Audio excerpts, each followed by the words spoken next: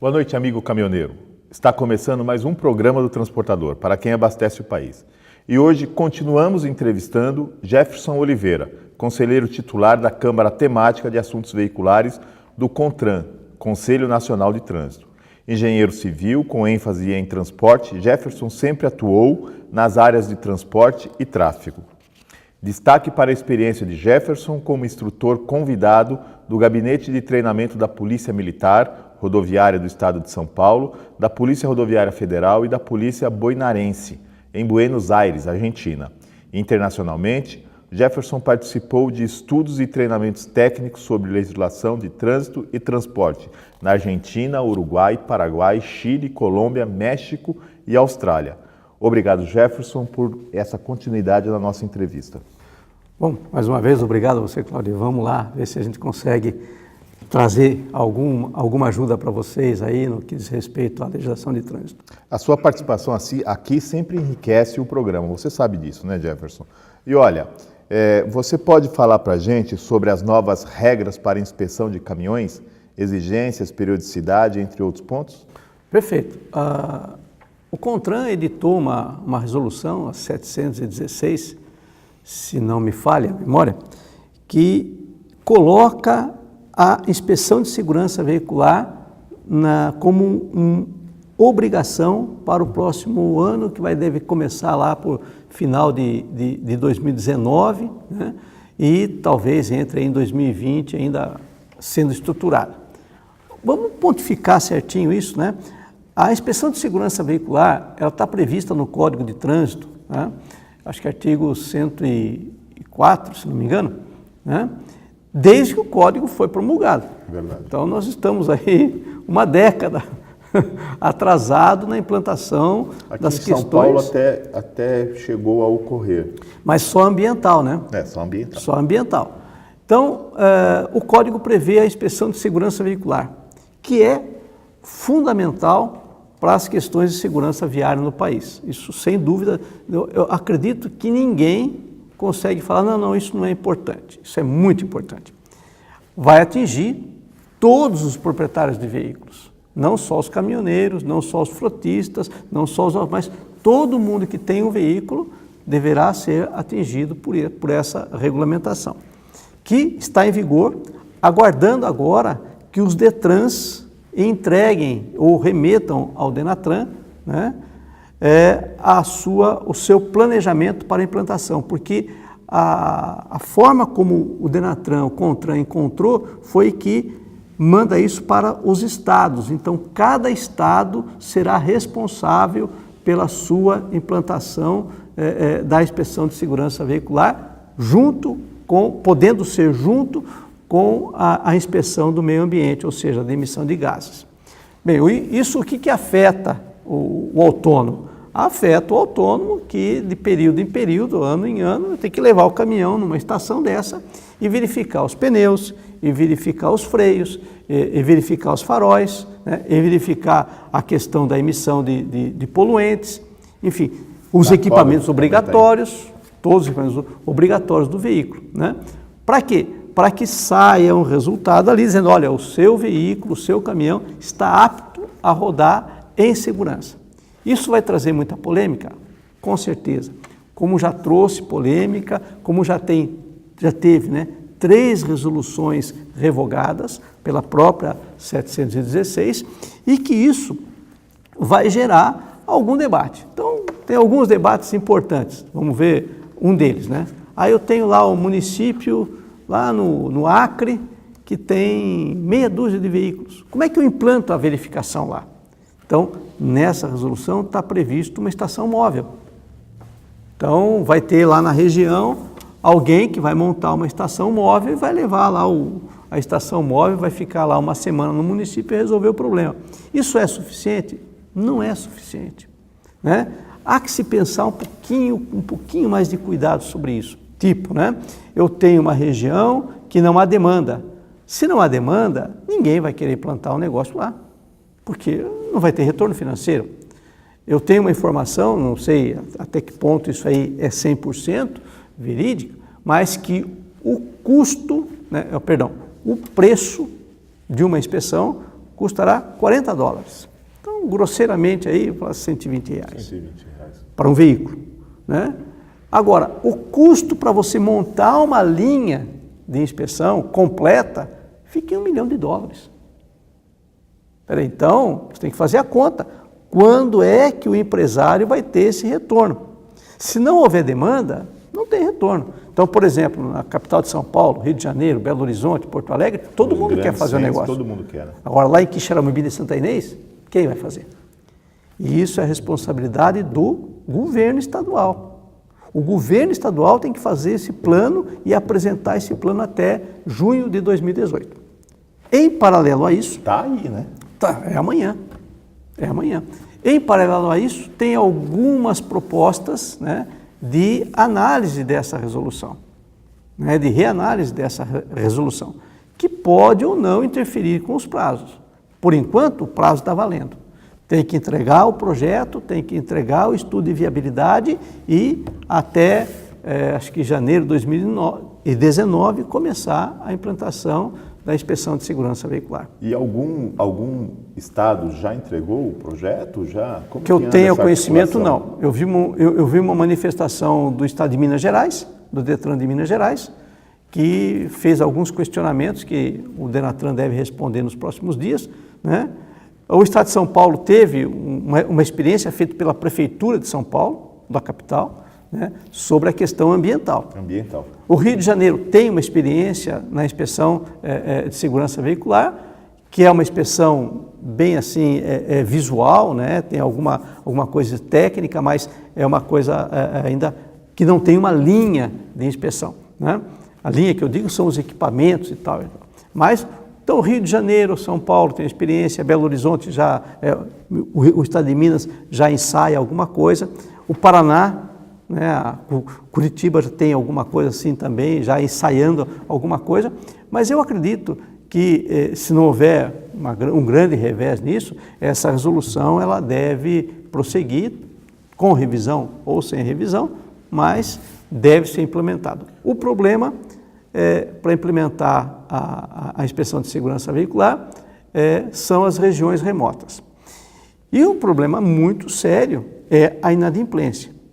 Todos nós sabemos que existe um grande número de veículos transitando que não pagam IPVA, que não pagam DPVAT, que não pagam suas multas. São veículos totalmente inadimplentes. É óbvio que esses veículos não vão fazer a inspeção de segurança veicular. O risco de aumentar a inadimplência existe? Existe. Agora, tem que ser feito todo um trabalho de reeducação do proprietário brasileiro. Agora, Jefferson, deixa eu aprofundar um pouco mais essa questão. Vai haver critério, eu não conheço a resolução, mas há critérios, por exemplo, na questão de segurança, né? Por exemplo, se você vai fazer inspeção ou a revisão do seu automóvel, né? Geralmente a concessionária, o funcionário da concessionária fala, o seu pneu ele está com um rasgo ali de 3 milímetros. Né? Até 3 milímetros você consegue andar ainda uns 10 mil quilômetros, mas é bom você começar a ficar atento e tal. Né? Por que eu te pergunto isso? Porque em dezembro de 2016, não sei se você se recorda, a Polícia Rodoviária Federal em alguns estados começou a fazer autuação de caminhoneiros porque o desenho do pneu é risível, né? O desenho do pneu não estava de acordo com o que diz a resolução, enfim, a lei e tal. Isso pegou muitos caminhoneiros de calça curta, porque ele falou, olha, eu fiz a minha recapagem, né, numa autorizada da empresa, da marca tal. Né? Então, se tem algum problema, esse problema está lá na recapagem. Né? Enfim, durou 15 dias essa fiscalização da Polícia Rodoviária Federal. Né? O governo interveio, não sei se por intermédio do CONTRAN. Né? Eu acho que o CONTRAN fez uma nota. Né? Então, assim, vai haver critérios, por exemplo, o freio tem que estar com a pastilha com X milímetros, ou não? Como que... Porque senão fica uma coisa muito abstrata, né? Para que quem for fazer decida no momento o que é melhor e o que não é. E aí pega o caminhoneiro, sobretudo, né, que é o nosso público aqui no programa, de calça curta. Eu concordo com você, né, que existiram falhas em fiscalizações, isso aí é normal, tá? Não devia acontecer, mas acontece. Então, a gente tem que encarar com certa tranquilidade, não pode apavorar, né, como diz o outro. Então, no caso da inspeção de segurança, da inspeção técnica de segurança veicular, existem sim parâmetros muito claros, muito claros.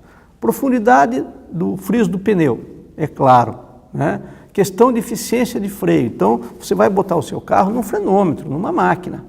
E aí, então, vai medir a força do freio. Se existe, por exemplo, frenagem diferente entre rodas do veículo. Isso é fundamental para a estabilidade do veículo. Então, isso, a estação de segurança veicular, que não poderá fazer manutenção, é proibido ao órgão que faz a inspeção fazer manutenção, porque senão complica. Né? Então, ele vai te dar um relatório dizendo, olha, senhor Cláudio, o seu pneu traseiro esquerdo está freando mais que o direito. Então, se o carro foi reprovado, o senhor deve consertar isso primeiro, para depois voltar aqui. E vai ter um período para voltar até, acho que não será cobrado a segunda inspeção. A não ser que você seja reprovado de novo. Né? Então, questão de emissão de gases, a mesma coisa. Vai sair um laudo, e esse laudo vai dizer para você, por exemplo, o teu farol, um está para cima, outro está para baixo, está desalinhado, tem que arrumar isso aí. Então, você vai ser orientado a fazer a manutenção correta no veículo. Questão, mesma coisa, de amortecedores, buchas de suspensão, folga em terminais, tudo isso vai ser visto e vai ter um laudo, com critérios técnicos, nada subjetivo, critérios bem objetivos e bem técnicos. Isso é a base para uma boa inspeção de segurança veicular. Jefferson, um minuto. Vamos para um comercial.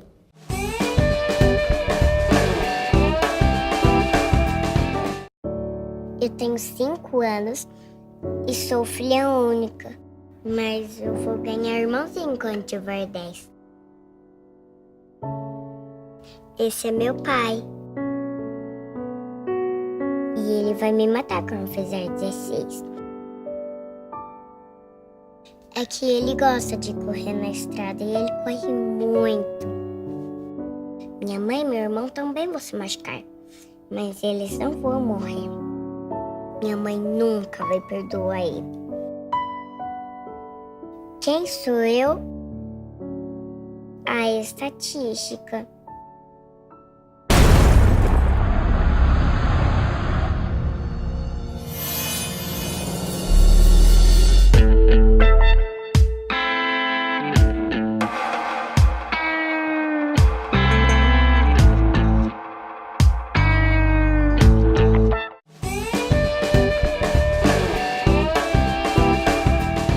Voltamos com o programa do Transportador, para quem abastece o país. E hoje entrevistando Jefferson Oliveira, conselheiro titular da Câmara Temática de Assuntos Veiculares do Conselho Nacional de Trânsito. Ô Jefferson, o certificado de registro de licenciamento de veículos, CRLV, que chamamos de documento do carro, né, também terá versão digital, certo?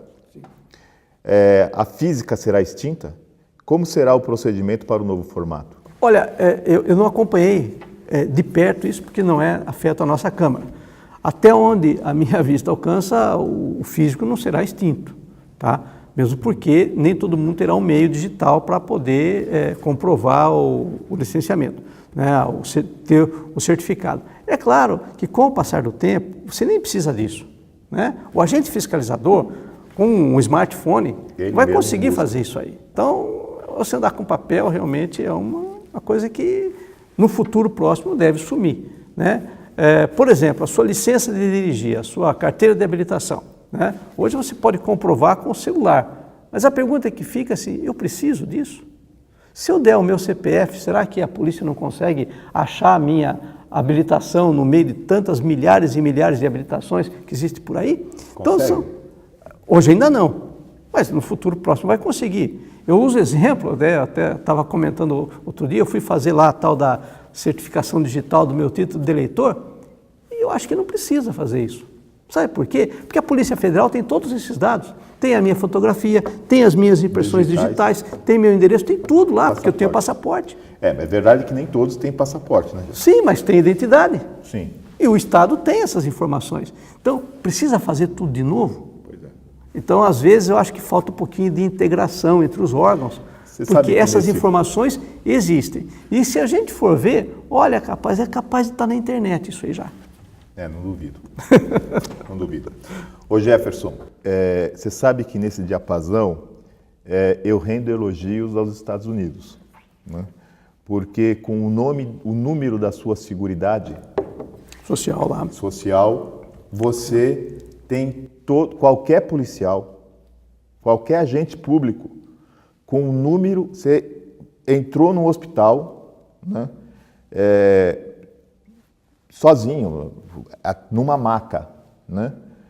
Eles vão pegar os seus documentos, se tiver ali o número da Seguridade Social, eles te localizam.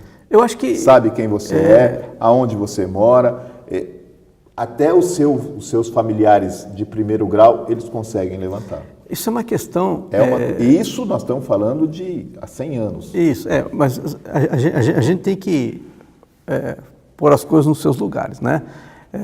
Nós vamos um dia, talvez até chegar lá, mas tudo tem seu preço, tudo custa fazer um sistema, tudo é complicado você fazer isso. Então, para evitar erros grotescos, né? Então, eu vou contar um caso para você, que é a questão da placa do veículo.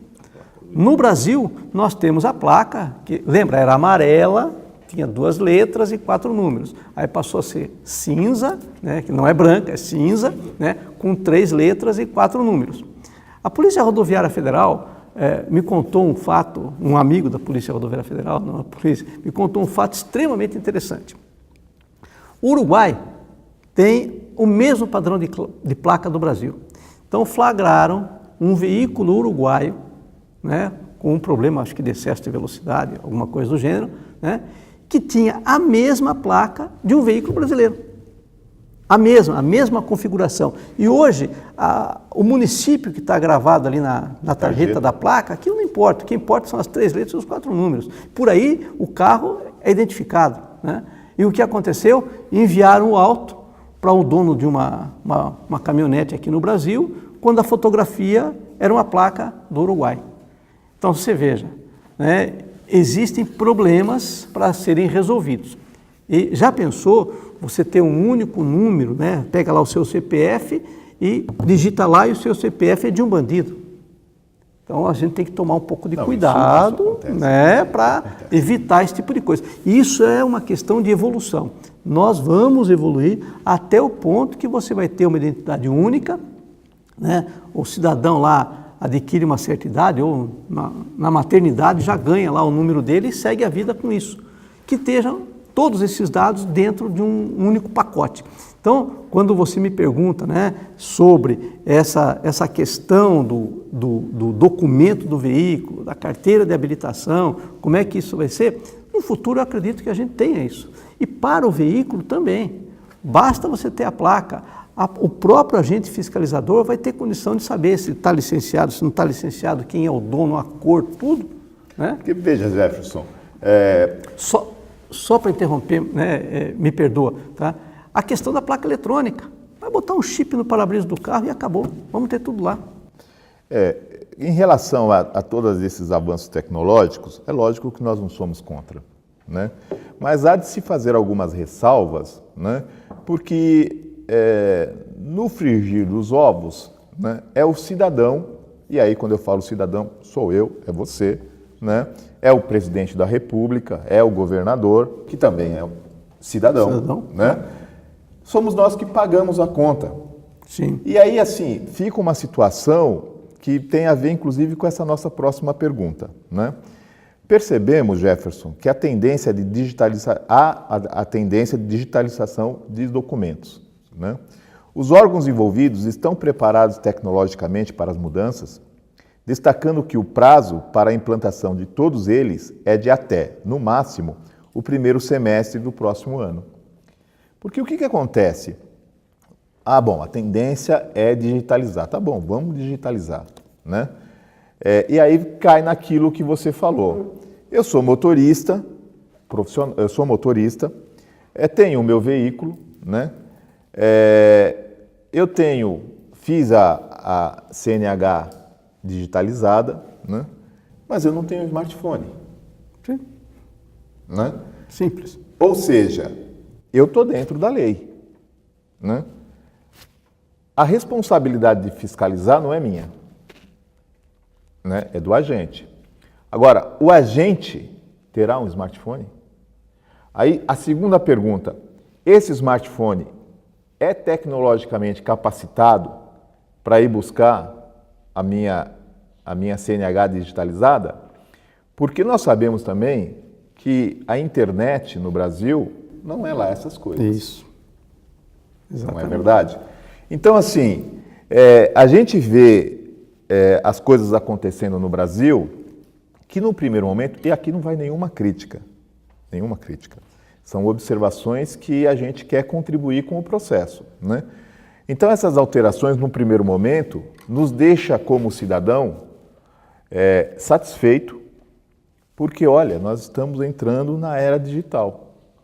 Mas será que isso tem um resultado prático? Sim. Aí me permita, né, fazer algumas considerações. Primeiro, a questão de cobertura de rede. Né? Realmente, você tem razão. Existem localidades onde não tem nem sinal de telefonia. Então, você não consegue acessar, né, um banco de dados à distância. Ok? Mas quando você tem a sua habilitação gravada no seu celular, aí não há problema. Você vai mostrar para o cidadão. Se eu tiver um smartphone. Se tiver o smartphone. Agora, o policial tem um smartphone, a Polícia Rodoviária Federal está equipada. Hoje ela já faz o auto todo pelo smartphone, né? Não precisa mais talão, acabou isso aí, vai acabar isso aí, acho que já nem existe mais, né? E esse auto fica gravado no aparelho, quando ele encontrar sinal, aí ele transmite.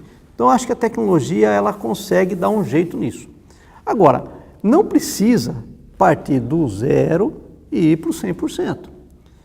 Todo mundo aprende a andar para depois correr. Então, eu acredito que a gente precisa começar. Por exemplo, nos grandes centros, onde você tem, a maioria das pessoas hoje no Brasil tem um aparelho celular e tem um smartphone, então é viável.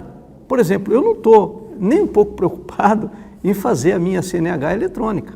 Não estou, porque eu tenho ela no papel e tem me servido. Né? Então, não estou preocupado. Agora, puxa, vai ser bacana eu ter a minha CNH no celular, para quando eu esquecer a minha CNH em casa, né, eu, se for abordado na rua, eu poder mostrar para o agente fiscalizador. Bom, acontece que a minha CNH está sempre comigo, eu raramente tive problemas de esquecimento de CNH em casa. Né? E segundo, que há muito tempo eu não sou abordado pela fiscalização. Não. E olha que eu uso bastante o carro. Então, são coisas que vêm, serão importantes, são importantes, melhor dizendo, mas tem tempo para fazer. Não precisa sair correndo, apavorado, tem que fazer agora, porque amanhã o policial vai pedir a minha carteira. Exemplo disso, né? Na cidade de São Paulo, a questão do talão de Zona Azul, que acabou. É bom aquilo? Eu gostei. Você sabe que é prático, mas tem algumas regiões de São Paulo que o flanelinha continua dominando. Exatamente. E, aliás, aqui não fica nenhuma denúncia, né? É o flanelinha que avisa o policial que aquele carro não fez. É o flanelinha que fiscaliza, exatamente. Porque ele tem interesse de vender o serviço dele. Exatamente. Ok. Bom, mas vamos voltar um pouquinho naquilo que você comentou lá atrás, né, que a gente veio comentando, que é a carteira de habilitação com chip. Isso vai ser uma coisa importante. Né? Na Europa já existe alguma coisa semelhante nisso. Cartões de identificação do motorista. Tá? Isso daqui a pouquinho, para nós, né, que estamos vinculados ao transporte rodoviário de carga e de passageiros, né, os motoristas nossos daqui a pouquinho vão ter isso vinculado ao tacógrafo. Anote aí. A gente já ouviu essa possibilidade. Não existe, na Europa já é assim. Jefferson, mais um minuto. Vamos para mais um comercial.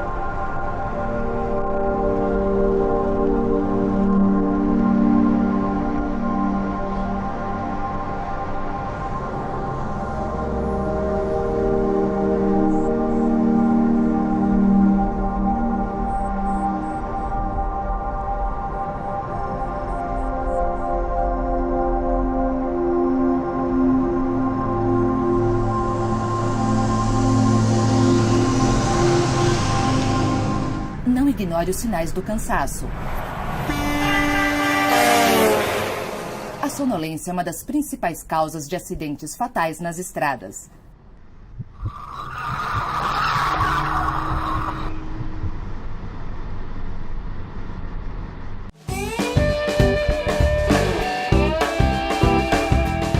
Voltamos com o programa do Transportador, para quem abastece o país. E hoje entrevistando Jefferson Oliveira, conselheiro titular da Câmara Temática de Assuntos Veiculares do Conselho Nacional de Trânsito. Agora, Jefferson, no que diz respeito ao motorista profissional, o tal tag ou chip do CINIAVE, não resolveria tudo isso? Não, porque ele está ligado ao veículo e não ao motorista, né? O cartão é do motorista, é intransferível. O cartão é meu, eu vou usar esse cartão no meu tacógrafo para marcar o quê? O meu tempo de direção, o meu tempo de descanso e a minha jornada de trabalho. Aí sim, aí a coisa começa a ter corpo. Porque hoje há uma grande dificuldade. Eu conversava com um amigo nosso, também líder sindical, né, para a categoria, e o problema é comprovar que ele estava ali parado esperando a carga. Ninguém quer pagar a hora parada, né? O que está na lei que diz que tem que pagar. E acaba utilizando o caminhão como o embarcador ele não quer vincular uma coisa na outra. Então, estamos buscando aí já uma série de discussões, uma maneira de comprovar que o caminhoneiro estava ali parado esperando a carga. O que é uma coisa, desculpa, né, a expressão, mas é ridículo. É ridículo. Né? Então, esse cartão, o cartão com chip, isso tudo vai estar muito claro, né? Porque eu vou ter a posição do veículo através do GPS, que já está dentro do aparelho, né? Eu vou ter o horário que eu encostei ali, a quilometragem que eu tinha quando eu parei o caminhão ali, né? Quer dizer, eu tenho tudo, está aqui, ó. O senhor lê o meu cartão aqui. Que já está tudo aí. Está tudo aí. Jefferson, diante de sua experiência no que diz respeito a assuntos ligados à legislação de trânsito e transportes internacionalmente, como estamos diante dos demais países nos quesitos cumprimento das leis e penalidades? Olha, cumprimento de lei e penalidade, eu acho que a gente está... A penalidade está boa, né? Porque a multa, o pessoal está mandando bala. Eu sou um crítico, né, das armadilhas. Sou um crítico também da questão da sinalização rodoviária, que existem rodovias que, meu amigo, não tem como aceitar aquilo, né? E você pode rodar por aí, você vai encontrar isso em rodovias muito boas, inclusive concedidas, onde tem lá uma placa, cuidado, obras a 100 metros, você anda 30 quilômetros e não acha obra nenhuma. Então esqueceram a placa lá, né? Aí tem o estreitamento de pista a 200 metros, você roda 200 quilômetros, não acha nenhum estreitamento de pista, porque esqueceram a placa lá. Então devia ter uma forma de penalizar a concessionária ou até mesmo o órgão oficial de governo, tipo DR e outros aí, né, que esquecem a placa. Então, principalmente quando vem lá, né, a sinalização 60 km por hora, obras, e você não tem, e você anda a 60 km por hora, e não encontra outra placa que te libere para 80, ou para 100, ou para 110. Então, esses erros faz com que o motorista, né, e qualquer motorista, não só o profissional, deixe de acreditar na sinalização, na sinalização. E a confiança na sinalização, no meu ver, é a base para que você cumpra com essa sinalização. E tem o trânsito seguro. Sim, o trânsito seguro. Então, por exemplo, se você vê lá pedestre, né, faixa de pedestre, tem que ter a faixa pintada. Tem que ter a faixa arrumada com sinalização para que você confie que depois da próxima curva tem uma escola, tem uma faixa de pedestre e você tem que passar ali a 40 km por hora, mesmo estando numa rodovia. Então, a questão do cumprimento, sabe, eu acho que o motorista brasileiro, ele descumpre a lei, sim, né? Mas muitas vezes porque ele está sendo mal informado, deixou de acreditar na legislação. Quer ver só um exemplo disso? Hoje, você ultrapassar na faixa contínua é uma penalidade grave, né? É pesado, a brincadeira não sai barato. Agora, eu andando pelas rodovias, e eu, como disse para você, eu viajo bastante de carro, né? O que acontece? Tem faixa pintada, onde você tem visibilidade para ultrapassar 3, 4 carretas, uma atrás da outra. Por que está pintada agora, bem pintadinha? Porque lá na curva, lá tem alguém com binóculo, vendo se você saiu em cima da faixa contínua. Armadilha. Isso eu sou contra. Pegadinha. Pegadinha. Isso é máquina arrecadatória. Isso tem que acabar. Nós temos que denunciar, tem que acabar. Tipo assim, por que numa rodovia, tipo, vamos falar, exemplificar, BR-116, na altura de registro, tem um ponto de 60 km por hora, se não tem nenhuma interferência na região. Não tem uma escola, não tem uma faixa de pedestre, não tem nada. Perdão, não tem nada. E ali tem alguém com um radar pistola, esperando o motorista passar a 80 e ele é autuado. Isso eu sou contra. Bom, mas para falar de leis internacionais, né, hoje o Brasil já está se discutindo, tá, a questão de uma integralização da legislação em nível do Mercosul. Tá? Isso vem, principalmente na questão da construção do veículo. Então a gente quer harmonizar a questão da legislação que constrói os veículos, tipo os equipamentos de segurança, que sejam os mesmos, né, em todo o Mercosul. A placa é um exemplo disso. E a discussão, poderia ser feito depois a placa? Poderia. Poderia esperar um pouquinho mais? Poderia. A Argentina já emplacou, já fez, já está fazendo? Já. Mas nós poderíamos esperar mais? Poderia. Mas há um momento que isso virá. Como virá, por exemplo, que todos os veículos tenham cinto de segurança 3 pontos no banco traseiro, no banco central traseiro, que ele tenha o controle de estabilidade, que ele tenha airbag. Isso vai ser para todo o Mercosul. Que tenha o controle anti-esmagamento nos vidros. Controle anti-esmagamento nos aliás, vidros. Você foi o relator dessa lei, né, Jefferson? Fui relator dessa resolução. Tá? É verdade. Acho que em 2015, eu acho. E foi um avanço, viu? Assim, Um avanço porque ali, significativo. essa resolução, ela é importante, Cláudio, porque nós salvamos vidas, né? Nós tínhamos um problema sério com esses vidros automatizados, né, em que crianças foram a óbito, né, por estrangulamento no vidro automático de veículos. Tá? Isso, se cumprir a lei, acaba. Caminhoneiro, já acabou o programa. Chegamos ao final e vamos aqui abrir o espaço para que o Jefferson Oliveira possa deixar o seu recado para você, amigo caminhoneiro. E já o convidando para participar mais conosco aqui. A casa é sua. Obrigado a você, boa noite aí, que agora deve estar em casa, né? Descansando e precisa descansar. Lembrando sempre, tá, que o que controla o seu descanso é você mesmo. Caminhoneiro, não dirija cansado, não dê carona ao sono. Isso parece frase feita, mas isso é muito importante. Me mantendo aí à disposição de vocês, Cláudio, sempre que precisarem e me convidarem, venho de bom grado, eu gosto muito desse tipo de conversa, estou aberto aí ao debate. Lembrando, caminhoneiro, bebeu, não dirija. Álcool e direção realmente é uma mistura que não combina. Boa noite. Obrigado, caminhoneiro, pela sua presença, que para a gente é sempre sinal de prestígio. E te esperamos na próxima terça-feira. Um abraço.